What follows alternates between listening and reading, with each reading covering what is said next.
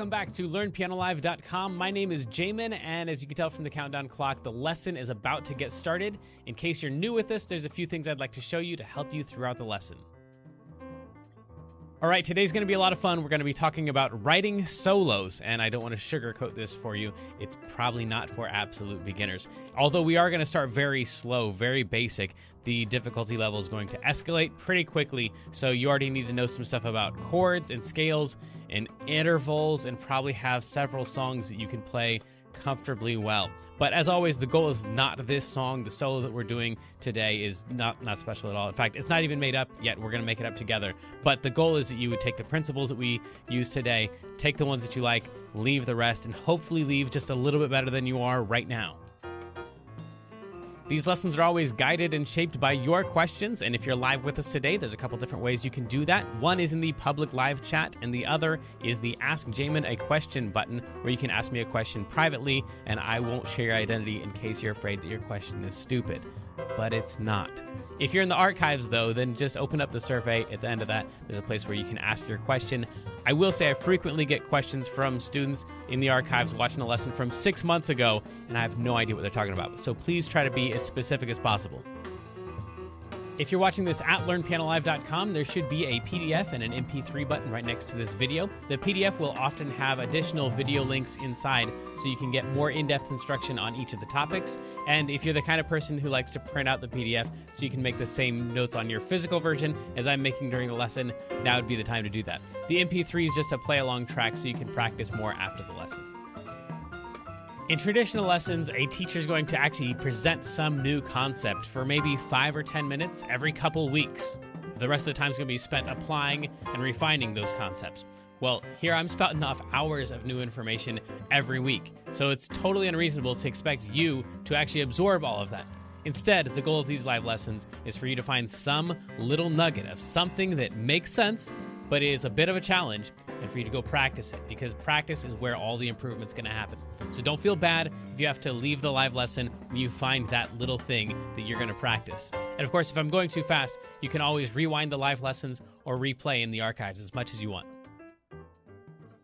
If these live lessons start feeling random or meandering, it's because they are, on purpose. So if you're the kind of person who wants classical training with a step-by-step method, then you're going to want to check out Kloppel Academy on the website. It's included in your live lesson subscription, so you can do both or either. And the upper levels are seriously hard work, but it's going to take you all the way from ground zero all the way up to being ready to enter any major music college as a piano major in classical or jazz. And thankfully, I think that's about all we need to cover before the lesson. So if you'd stick around afterwards and fill out the survey, I would love your feedback. But for now, let's have some fun and make some music.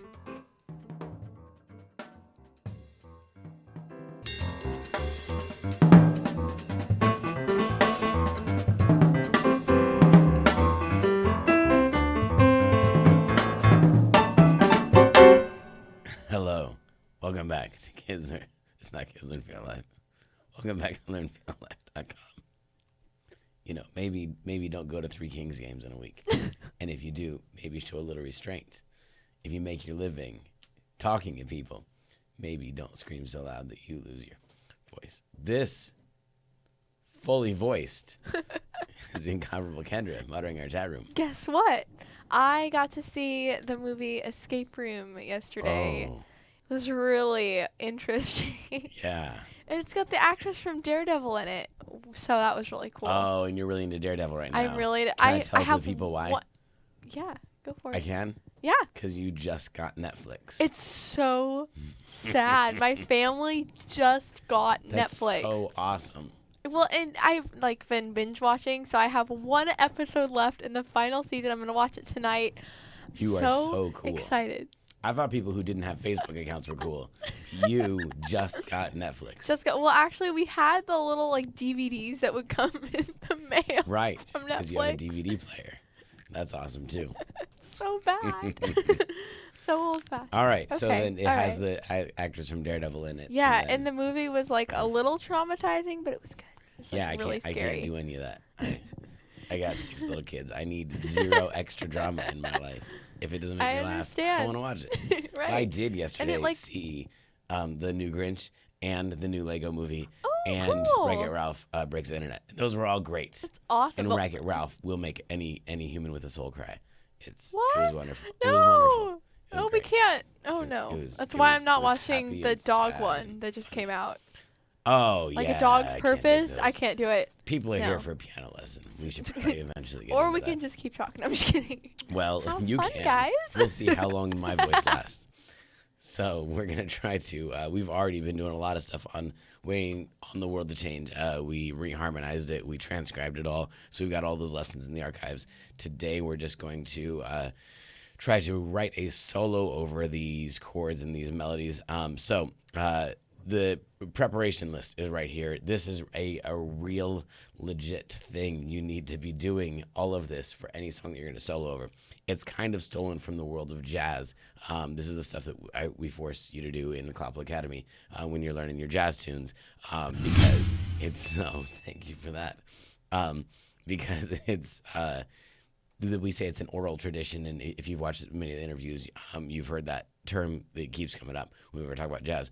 But it means that music is a thing that happens in your ears, and so at least for most people, I guess. And so it needs to be received through your ears and perceived through your ears and interpreted by your ears. So at least all the best music, I guess, is from people who either can hear or once could hear. That's got to be true, right?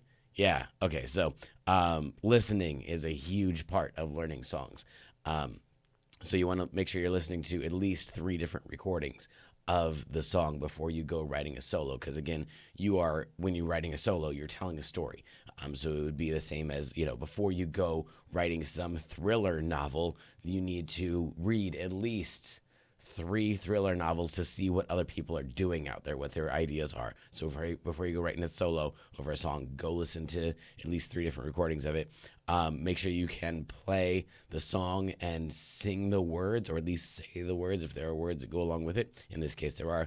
And then approximate and paraphrase the melody. So that would be playing the melody, but kind of manipulating it a little bit. It's not really a solo yet, but you're not playing exactly note for note what they were playing. For example, on this track, go ahead and hit that track. The original melody goes something like this. That's why we're waiting on the world to change. Keep on waiting on the world. So then we would play something. That's why we're waiting on the world to change. Waiting on the world to change. So it's not really a solo yet. By the way, I keep telling you that it's not important that you sing the notes, but that you at least try to sing them, even if you have a bad voice. So this is a perfect example of all of that, as if the other weeks weren't a good enough example. What's going on in my head can still come out of my hands, even if my voice isn't actually technically making the same frequencies as the notes that are coming out. So we want to approximate, paraphrase the melody. It's not really a solo yet, but it's turning into it. And then we want to identify and play and arpeggiate the chords. So that's the next thing, where we've already done this. We played the D, the B minor, the G, all those things. Now we just want to do that, but play them one note at a time, and in as cool a rhythm as we can muster. So just the chords alone would sound like this. We've already done this before in the previous lessons. So if this seems way too hard, maybe go back and catch some of that stuff. A to B minor to G. So now we just want to arpeggiate those, play them one at a time.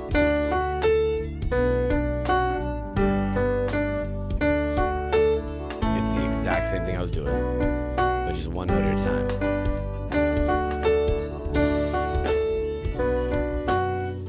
And maybe with a different rhythm.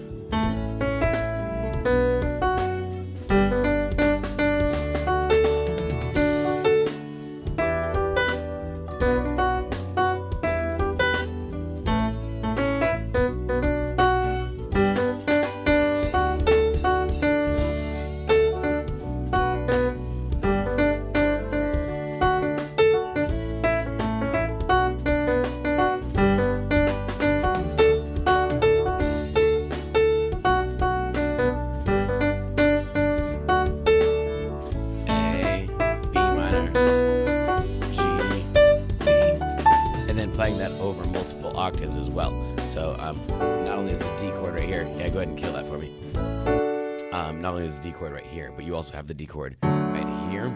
So then all of these are now options for arpeggiating or playing the chords. So taking into consideration the multiple octaves that the chords are in.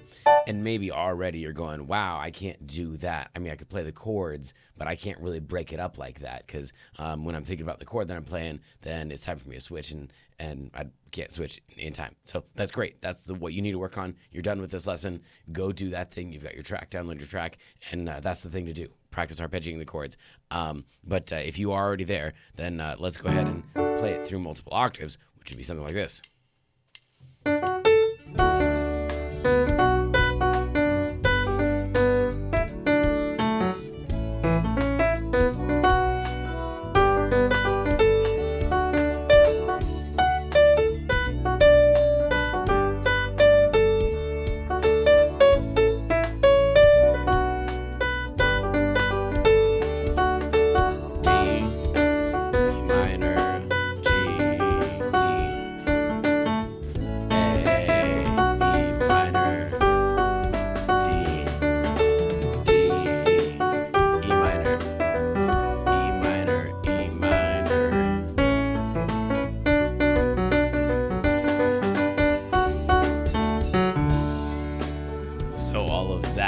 Just the chords.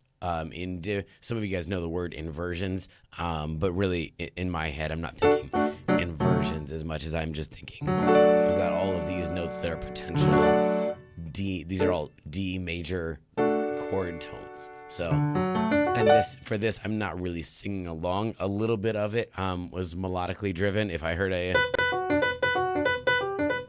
like that, might have come out of my ear. It might have come out of like my imagination, but mostly I was just randomly hitting chord tones. So on a G chord, I've got all of these notes, and then when I see this changing to a D, then I change what I see on the piano to be this. I'm guessing for most beginners, this is already like a way advanced step, and we've got several hours of practice just to get that on a song like this, and maybe even at a slower tempo than the track is. And then identifying and playing the scales. This is pretty much all in the key of D, and as we talked about before, it's almost entirely pentatonic scale stuff. So 1, 2, 3, 5, 6 of the D major scale we've already talked about in the previous lessons. And so this is the same concept. Now we're not going to think about the chords anymore. We're just going to think about the D pentatonic scale and play in there. Again, I'm going to try not to hear the notes ahead of time and not play anything on purpose. It probably will accidentally come out on purpose anyway, but since the scales are more melodic than the arpeggios are. But something like this with the D pentatonic scale. There we go.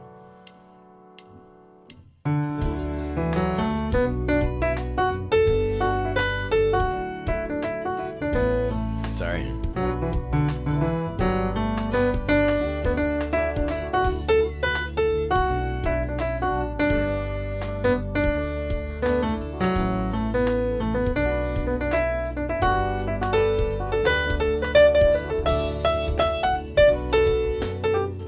Wasn't in there.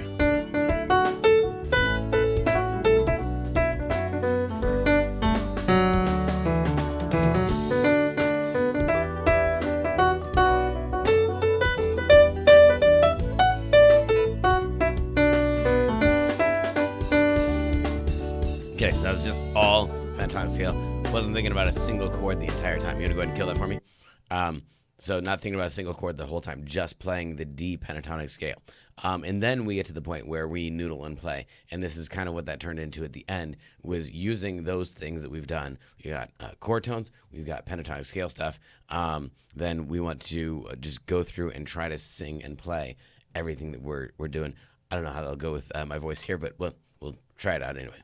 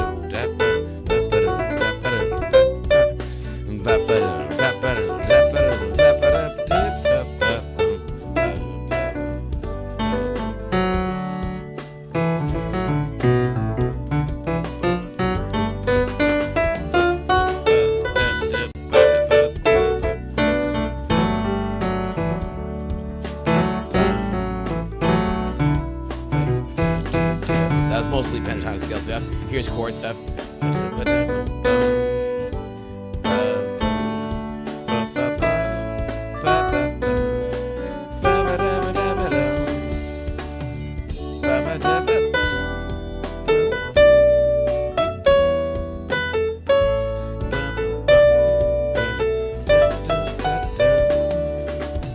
Okay, so that all happens after you have already listened to the different recordings, listened to what other people are doing. We transcribed the song, we transcribed the solo, we played all the chords and stuff. And eventually, honestly, this stuff is just going to start kind of bubbling up, and it's going to start coming out anyway.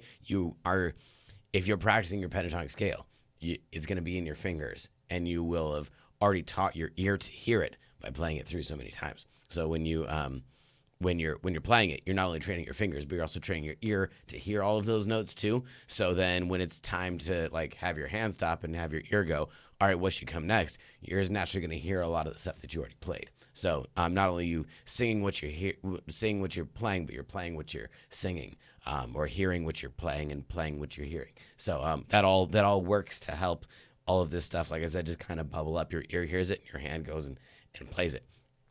Eventually. But again, maybe the first step for you is just playing the melody. Maybe you're back on the main tutorial for the song. But that's all of the stuff that we're going to cover for the beginners portion of the solo, even though some of that stuff was very not beginnerish. And let's try to move on to the intermediate version.